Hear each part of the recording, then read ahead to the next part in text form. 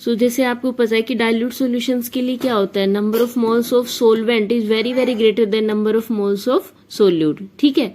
तो इसलिए हम इस वाले number of moles of solute को अगर भाई 1 के अंदर 1.001 ऐड करा जाए तो कोई खास फर्क नहीं पड़ता है, इसलिए हम इसको नेग्लेक्ट कर देते हैं। इसको नेग्लेक्ट कर दोगे आप तो आपके पास दिस बाय दिस बचेगा, दिस बाय दिस, यहां से आपके पास ये। अगर इसको सोल्व करके और M2 molar mass of solvent solute अगर आपको निकालना है तो इस फॉर्मूले से आप निकाल सकते हो। तो इस कोलिगेटिव प्रॉपर्टी का यही आपके पास यूज है। Thank you. तो good morning students, as our next topic after Henry's law and Raoult's law lowering of vapour pressure is colligative properties, ठीक है। तो 4 कोलिगेटिव प्रॉपर्टीज होती है आपके पास। कोलिगेटिव प्रॉपर्टी होती क्या है, colligative property the property which depends only on solute molecules, की जो सिर्फ किस पे डिपेंड करती है, सोल्यूट मॉलिक्यूल्स पे डिपेंड करती है। टेम्परेचर पे उनका कोई इफेक्ट नहीं होता, टेम्परेचर के बढ़ने से ना घटती है ना घटने से बढ़ती है, टेम्परेचर पे उनका कोई इफेक्ट नहीं होता है, ठीक है। तो इसमें सबसे पहली आती है आपके पास लोवरिंग ऑफ वेपर प्रेशर। देखो लोवरिंग ऑफ वेपर प्रेशर कैसे होता है, सबसे पहले तो ये है आपके पास कि होता क्या है लोवरिंग ऑफ वेपर प्रेशर। इसके अंदर वोलेटाइल सोलवेंट में नॉन वोलेटाइल सॉल्यूशन को ऐड करना होता है। वोलेटाइल सोलवेंट मतलब उड़ने वाले सोलवेंट में और ना उड़ने वाला सोल्यूट ऐड किया जाता है। अगर आपके पास सिंपली सोल्यूट मॉलिक्यूल है तो वो सोल्यूट मॉलिक्यूल, अगर सॉल्यूशन है मेरे पास, नॉर्मल सॉल्यूशन है जिसके अंदर वो सोलवेंट है जो कि उड़ नहीं है, नॉन वोलेटाइल नहीं है, सिर्फ नॉन वोलेटाइल है, अगर वो सॉल्यूशन में जो सॉल्वेंट है वो नॉन वोलेटाइल होता और मैं उसमें सोल्यूट भी नॉन वोलेटाइल ऐड करती तो क्या होता, ना ही मेरा सोल्यूट उड़ सकता ना ही मेरा सोलवेंट उड़ सकता। तो जो मेरा वेपर प्रेशर था ऑलरेडी लिक्विड का वही प्रेशर रहता, बाद में भी कोई चेंज नहीं आता प्रेशर के अंदर, तो कोई लोवरिंग नहीं होती। बट अगर मेरा सोलवेंट वोलेटाइल है तो क्या होता है, जैसे इसके अंदर सोल्यूट ऐड करूंगी, चाहे वो बेशक से आपके पास नॉन वोलेटाइल सोल्यूट है, पर जो एक सोल्यूट मॉलिक्यूल होता है वो चारों तरफ से सोलवेंट मॉलिक्यूल से बाउंड हुआ होता है, ठीक है।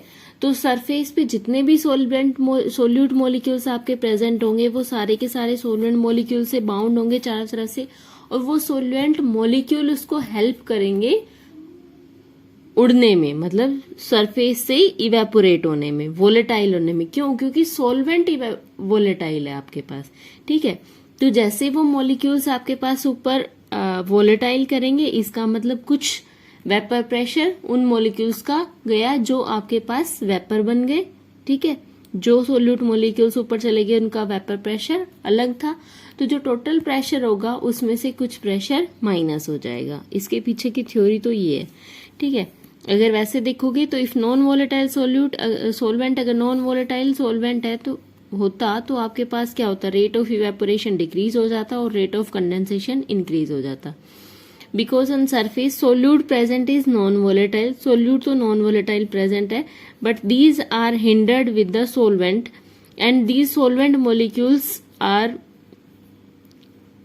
गो आउट ऑफ सरफेस, ठीक है। तो ऑब्जर्वेशन क्या रही कि when a non volatile solute molecule are available for migration, अगर नॉन वोलेटाइल सोल्यूट है आपके पास बट कौन उसको मूव करा रहा है, सोलवेंट मॉलिक्यूल, उसके चारों तरफ सोलवेंट से हिंडर है, तो रिलेटिव टू प्योर सोलवेंट का आपके पास प्रेशर ज्यादा होता।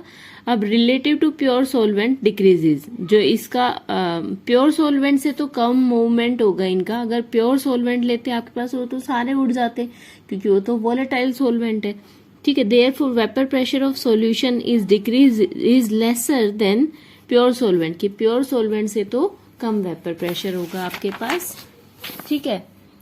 अब जैसे इसको कंसीडर हम करके चलते हैं तो इस तरीके का आपके पास ग्राफ आता है, ये P इसमें इंटरसेप्ट है कि अब तक का प्रेशर कितना है P, जब आपके पास एक भी सोल्यूट मॉलिक्यूल ऐड नहीं किया हुआ, यहाँ पे कंप्लीट सोल्यूट है, ठीक है। तो इस तरीके के आपके पास ग्राफ आता है, ये रियल सॉल्यूशन का आता है, आइडियल का इस तरीके का ना था। यहाँ पे जब एक भी आपके पास बिल्कुल भी सोल्यूट ऐड नहीं है तो प्योर सोलवेंट का जो प्रेशर है वो प्योर सोल्यूशन के बराबर होगा, ठीक है। वो P स्टार से डिनोट किया है हमने, ठीक है। और P क्या है कि वेपर प्रेशर ऑफ सॉल्यूशन, की अब सॉल्यूशन का प्रेशर कितना है। तो लोअरिंग वेपर प्रेशर कितना होगा, जितना प्योर सॉल्वेंट का था, मतलब प्योर सॉल्यूशन का था, और minus after adding solute molecules.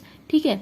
तो अगर आप इस लाइन के थ्रू जाते हो तो हम जो आपके पास लाइन से आप निकालते हो, लाइन की अगर इक्वेशन लिखते हो तो क्या होती है, y is equals to m x plus c से जो आप लिखते हो, तो एम सी क्या है इसमें, इंटरसेप्ट, दैट इज p।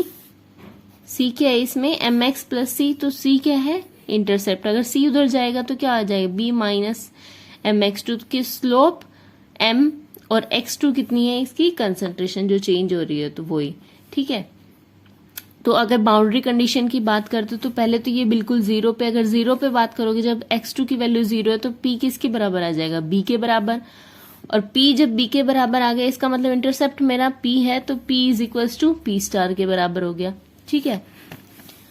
अगर आपके पास प्योर सोल्यूट हो जाता, मतलब x2 की वैल्यू 1 हो जाती, तो क्या होता, x2 की वैल्यू 1 हो जाती तो इक्वेशन तो मैं वही लिखवाऊंगी कि इंटरसेप्ट इज इक्वल्स टू क्या आता है, y माइनस एम एक्स। ठीक है। अब उसके ऊपर m की वैल्यू पॉजिटिव नेगेटिव मैंने पुट नहीं करी, क्योंकि ये ऑलरेडी खत्म हो जाती है तो उसकी जरूरत नहीं पड़ती। ठीक है।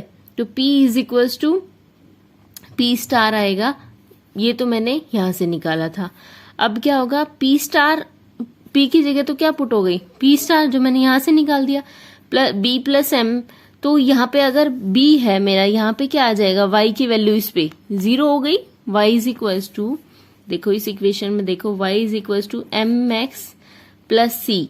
तो y मेरा क्या है यहाँ पे, p स्टार, y मेरा क्या है, sorry p is equals to b plus m x two है ना, तो b plus m x two, तो b किसके बराबर हो गया, एम एक्स टू के बराबर। ठीक है।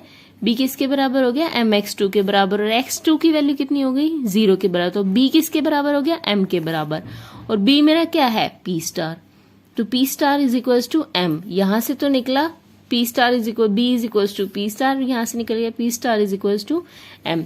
तो आप क्या कर सकते हो, ऐसे लिख सकते हो इस इक्वेशन को कि p is equals to, b की जगह तो क्या आ गया, p star minus b m भी किसके बराबर आ गया, p स्टार के, तो m x2 मतलब p star x2, p star को कॉमन ले दो तो क्या आ गया, 1 माइनस x2। और 1 में से अगर सोल्यूट मॉलिक्यूल के मोल फ्रैक्शन को माइनस कर दिया जाए तो क्या आ जाएगा, सोलवेंट का mole fraction, that is x1। यही आपके पास क्या कहता है, रोल्स लॉ फॉर सोलवेंट, कि vapour pressure of the solution containing A non volatile solute is equal to the vapor pressure of pure solvent multiplied by the amount of fraction of the solvent in the solution। ठीक है। अब बात आती है आपके पास relative lowering of vapour pressure. Relative lowering of vapour, देखो lowering क्या हुई कि P स्टार तो मेरा प्योर का था, उसमें से P मैंने माइनस कर दिया, वो किस पे डिपेंड कर रहा है, डायरेक्टली x2 पे। और रिलेटिव लोवरिंग क्या होती है, रिलेटिव ये होती है P स्टार माइनस